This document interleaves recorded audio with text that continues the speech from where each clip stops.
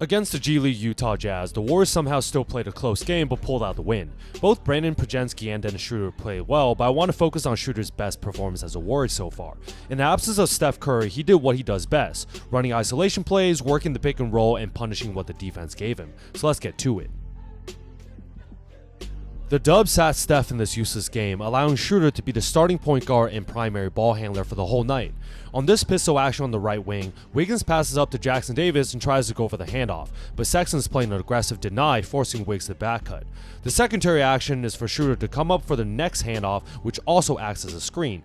We've seen the past couple months that most teams play the same coverage on Dennis Schröder by having the defender go under the pick and asking Schröder to shoot instead of using his speed to drive. Utah is no different, but what's been disappointing so far is Schröder's hesitance to not only shoot these threes, but when he does, he's shooting at a very inefficient clip. I love how he expects this type of coverage and instantly catches it confidently and rises up for a catch and shoot three. This coverage will be a theme for the rest of the video. Utah's bench players got out to a surprising lead. Oh wait, is it really surprising at this point? You got GP2 at 6'2 playing the 4, so obviously the Warriors have to scramble to overhelp. Also, anyone realize that the Warriors have a defensive game plan of always overhelping? The reason for that is because 80% of the time a Warriors player is guarding someone taller than them, so they sprint to help from the weak side to double. Just like this, where Wiggins has to come rotate and Schröder's dropping low all the way from the perimeter to potentially X out to the other two Utah players. Good thing is this is the Jazz, so Dennis is able to sprint back and play the passing lane to get the steal and fast break layup. We have another pistol action, this time on the left wing, where Pods throws it to Schröder and then cuts behind him. The Jazz actually switched this, but the main action is Dennis running a high pick and roll with the newfound stretch big in Quinn post. Again, the Jazz will game plan to go under the screen, and because Dennis had already hit a three, there's probably a slight hesitation by the defender where he doesn't expect Schröder to drive. Schröder uses his speed to get to a spot in the free throw line mid-range where he has made a career out of. That is a patent Dennis Schröder bucket. This time you have that exact same pistol play. Pods passes up to Dennis, who immediately gets another pick and roll, this time with Kevon Looney. Colin Sexton is actually super aggressive here and tries to fight over the screen, which would technically force Schröder to drive. However, the pick momentarily knocks Sexton off balance, where Dennis looks as the wide open space in front of him. He was actually having a career year from downtown back in Brooklyn, and so far in Golden State, I feel like this is the main issue, has been hesitance and confidence once again. But looking at him immediately pulling up from 26 feet, this is a great scene to see. Another issue with Dennis on the Warriors is his adjustment to the off-ball actions within the motion offense. Dennis is not a Klay Thompson who comes off screens to catch and shoot. He's probably also not used to setting off-ball picks that much in his career, since he's the one generally using a screen. On this split action up at the top of the perimeter, the Jazz end up playing straight up, and nothing really happens since Buddy fell to the ground.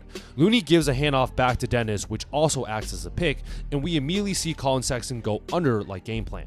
Schröder holds onto the ball for a long time and generally surveys the court, which is different from the system and has been somewhat a problem.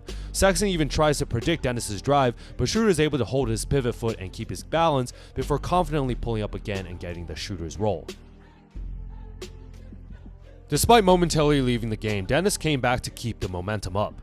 This one was good sight to see as well. Wiggins has a mismatch down low, backing down a much smaller Patty Mills. Eubanks has to come over and help, but Looney smartly uses his man double teaming down low to set an off-ball screen for Schröder. Collier was watching the wrong side of the court and lets his man run to the ball, and it's kind of funny watching Dennis run to catch and shoot, almost in slow motion, but he gets his high arcing three ball in. Golden State brought in Schröder to be a secondary ball handler after Steph Curry and give the Warriors offense a different look than their traditional hybrid motion offense. He has made a long career of abusing defenses on pick and roll actions and isolation plays. Even though he is 6'2", he's a professional isolation scorer, able to take a bigger defender off the drive and using his body strength to create 7 feet of space after the lane gets cut off. Then Schröder is in his sweet spot and able to pull from mid-range again. This is what he's generally best at.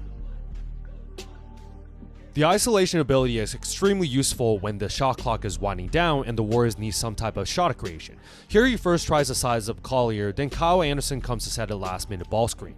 Collier instantly goes under the screen, and then Utah game plan to switch on this on-ball pick. One way to counter the on-ball pick is to make your move in that half second between when the defenders are actually physically switching. You see Steph do this a lot, and it's another good look from Dennis as he confidently exploits this half second gap and pulls up from 26 feet to hit a deep three. Like I mentioned, Dennis has made millions of dollars playing isolation using his speed and shiftiness to abuse slower matchups. I remember on the Lakers, he loved pulling this one move where he purposely slows down with a couple hezzies, then dramatically accelerates past the defender to get dribble penetration. Schröder is able to force Utah into rotations, and with Potter helping to contest, the rest of the Jazz are also ball watching.